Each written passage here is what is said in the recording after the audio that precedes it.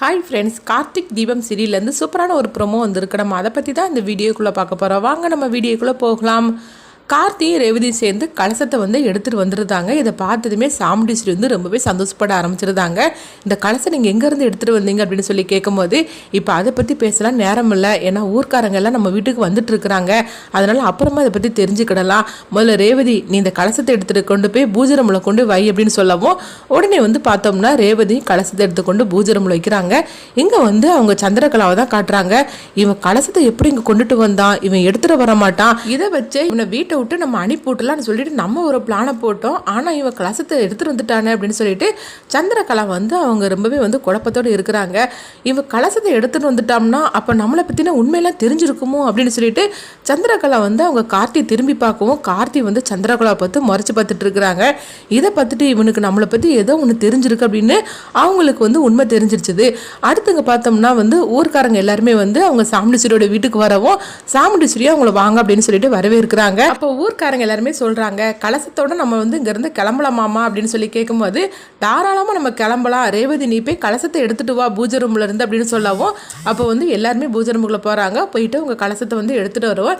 இதை பார்த்துட்டு ஊர் ஜனங்க அவ்வளோ ரொம்பவே ஹாப்பியா இருக்கிறாங்க. நீங்க உங்க கையால தான் கலசத்துக்கு நீங்க தண்ணி ஊற்றணும் அப்படின்னு சொல்லிட்டு அவங்க கேட்டுக்கவும், உடனே சாமுண்டீஸ்வரி சரி அப்படிங்கிறாங்க. இதை பார்த்துட்டு சந்திரகலா ரொம்பவே வெறுப்போடு இருக்கிறாங்க. இவ ஊர்க்காரங்க மத்தியில் கௌரவத்தை இழந்து அசிங்கப்பட்டு தலை குனிஞ்சு நிற்கணும்னு நினச்சிட்டு நானும் என்னுடைய புருஷனும் சேர்ந்து இந்த மாதிரி ஒரு பிளானை போட்டோம். அந்த டிரைவர் இருக்கானே, இவன் ஏன் தான் இப்படிலாம் இருக்கானோ தெரியல, இவன் எப்படி கண்டுபிடிச்சி இந்த கலசத்தை எடுத்துகிட்டு வந்தான்னு தெரியல, எல்லாத்தையுமே இப்படி பாழாக்கிட்டானே அப்படின்னு சொல்லிட்டு சந்திரகலா கோபத்தோடு இருக்கிறாங்க. அடுத்து பார்த்தோம்னா கலசத்தோட ஊர்ஜனங்களோட எல்லாருமே சாமுண்டீஸ்வரி அவங்க குடும்பத்தில் உள்ள அவ்வளோரும் கோயிலுக்கு வரவும், இது சிவனாண்டி பார்த்துட்டு இருக்கிறாங்க. எப்படி கலசம் இவ கையில் கிடச்சிச்சு ஒன்றுமே புரிய மாட்டேங்குது அப்படின்னு சொல்லிட்டு சிவனாண்டி அவங்க சந்திரகலாவுக்கு ஃபோன் பண்ணி விசாரிக்கிறாங்க.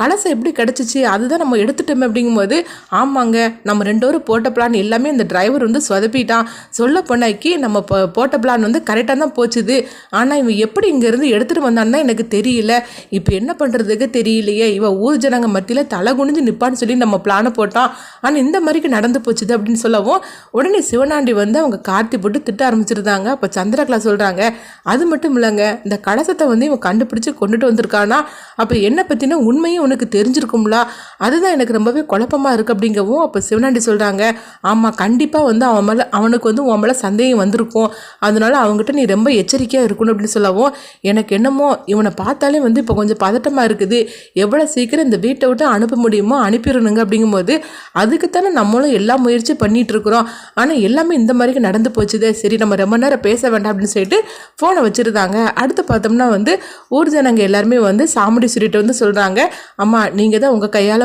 கலசத்துக்கு இந்த நீரை ஊற்றணும் அப்படின்னு சொல்லவும், அப்போ அவங்களும் ரொம்பவே ஹாப்பியாகிட்டு சாமுண்டீஸ்வரி கலசத்துக்கு அவங்க பூஜையெல்லாம் பண்ணி அவங்க அந்த தண்ணி எடுத்து ஊற்றுறாங்க.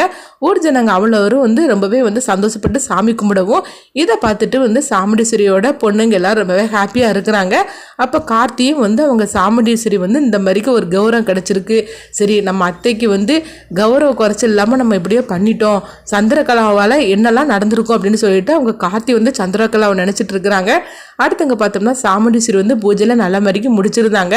முடிச்சதுமே சாமுண்டீஸ்வரி கார்த்திக்கு ரொம்பவே நன்றி சொல்கிறாங்க.